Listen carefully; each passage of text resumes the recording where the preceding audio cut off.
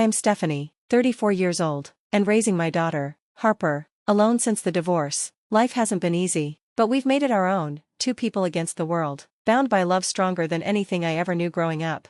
On the morning of her 7th birthday, Harper danced barefoot across the living room floor, her curls bouncing as she eyed the small pile of gifts on the table. Most were wrapped in bright paper with glittery bows, my gifts, the ones I had saved carefully for months. But there was one box that stood out. It was larger, heavier, and wrapped with precision, the corners so sharp they could cut paper. I didn't recognize the handwriting on the shipping label at first, then my chest tightened.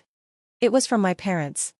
Harper didn't notice the shift in my breathing or the way my hands froze at my sides. To her, it was just another present, and she squealed as she ripped through the layers of wrapping. Inside was a pale pink dress, the kind you'd see in the window of an expensive boutique, covered in delicate embroidery and beads that sparkled when the morning light caught them. "Mommy, look," she cried, holding it up to her chin. For a moment, pure joy lit her face, but then her small fingers brushed against something inside the fabric. She frowned, tugged at the inner lining, and pulled out a folded slip of paper. Her eyes darted over the words before she tilted her head and whispered, "What is this, Mommy?" When I leaned closer and read the message, my hands began to tremble. It wasn't a birthday card. It wasn't a note of love from grandparents to their granddaughter. It was something far darker, the kind of words no child should ever see, phrases dripping with manipulation, comparing her life with mine, promising her better things if she chose them instead of me.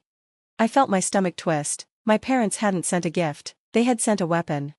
If you're watching this, please tell me where you are from in the comments, and don't forget to hit like and subscribe before I continue, because this may be the hardest story I've ever shared with you. Being a single mother was never the future I imagined. When Craig and I split 3 years ago, I thought the hardest part would be the loneliness. I was wrong. The hardest part was building stability for Harper when I felt like the ground beneath me was always cracking. Still, I tried. Our little 2-bedroom apartment may not look like much to outsiders, but to us, it's home. The walls are plastered with Harper's finger paintings. The kitchen smells of popcorn every Friday night when we curl up on the couch for movies, and every corner holds traces of our laughter. It's not perfect, but it's ours. I work remotely as a graphic designer, juggling clients across time zones, sketching logos late into the night while Harper sleeps with her stuffed rabbit tucked under her chin. The pay isn't steady, but it allows me to be present for the moments that matter, the school pickups, the doctor visits, the unexpected tears over missing crayons. Money is tight, but love fills the spaces where wealth never could. My parents never understood that kind of love. Gerald and Diane Patterson believed in perfection, in appearances, in controlling every narrative. I grew up in their spotless Connecticut home where the rules were carved in stone and affection was rationed like currency. Every achievement of mine was graded, weighed, and almost always found lacking. Every mistake became ammunition, brought up at dinner tables and whispered in social circles. My father, a banking executive, treated our family like a boardroom, cold, calculated, and efficient. My mother, a former beauty queen turned country club queen bee, mastered the art of the subtle insult. They weren't raising a daughter, they were grooming a product, one that was expected to shine flawlessly in the light of their ambitions. "Stephanie, your science fair project won first place, but imagine if you had started earlier instead of procrastinating," my father would remark, his tone always flat, never celebratory. "You might have been selected for the state competition. That dress looks lovely on you, dear," my mother would murmur, fingers tugging at my collar before church. "It really helps minimize your problem areas." I learned early that love in their house was transactional, given only when I met their impossible standards, withheld whenever I failed.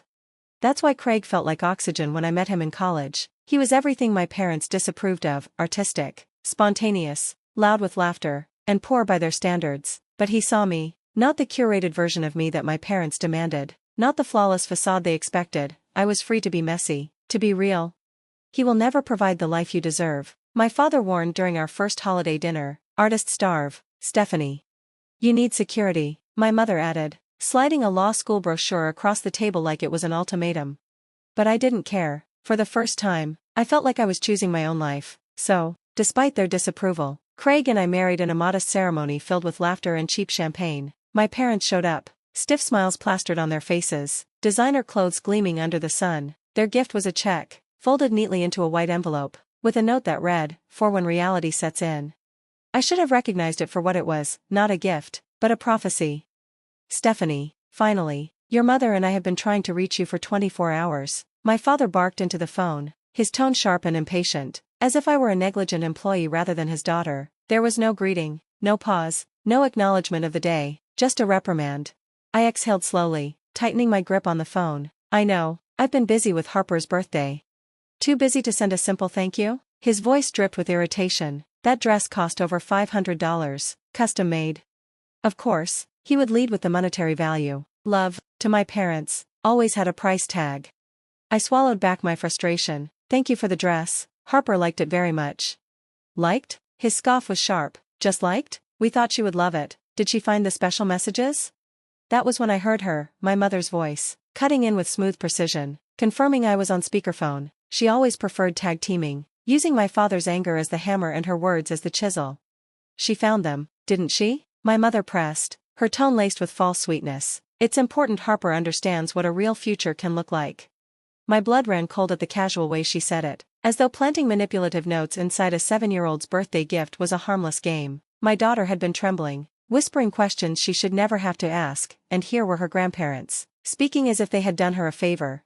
Yes, I said carefully, my voice low but steady. She found some of them. That is actually something we need to discuss. Discuss what? My father cut in dismissively. We simply wanted her to know how much more we could offer her, a bigger home, better education, a stable future. There it was again, that underlying message I had grown up with my entire life. You're not enough, Stephanie. You never were. I forced myself to breathe evenly, refusing to let them hear the storm that was building inside me. I would prefer to have this conversation in person, I replied, sticking to the plan I'd been turning over in my head since I found the notes. Confronting them face to face was the only way forward. Are you still planning to visit? My father asked, his voice clipped, as though he expected me to bend to his schedule. Before I could answer, my mother's voice cut in, triumphant. We are already here. We arrived this morning and checked into the Grand Hotel downtown. We thought we would surprise Harper after school with a shopping trip. The audacity of it made my stomach churn. They had flown across the country without so much as a text, booked themselves into a luxury hotel, and planned to sweep Harper away, as if I were just a temporary obstacle standing between them and their prize. It was so typical of them, and yet still, somehow, it shocked me. That will not work for today, I said firmly, steadying my voice like a shield. Harper has after-school activities, but I can meet you at the hotel restaurant at 4:30. Without Harper? My mother's tone sharpened, the sugary edge cracking. That defeats the whole purpose of our trip. Nevertheless, that is what is possible today, I said, each word measured. Final. I will see you at 4:30. And before they could argue further, I ended the call, my thumb pressing the screen with more force than necessary. The silence that followed was heavy, my own pulse loud in my ears. For years, I had avoided these battles, shrinking myself to dodge their control. But this was different. This wasn't just about me anymore, it was about Harper, and I would not let history repeat itself.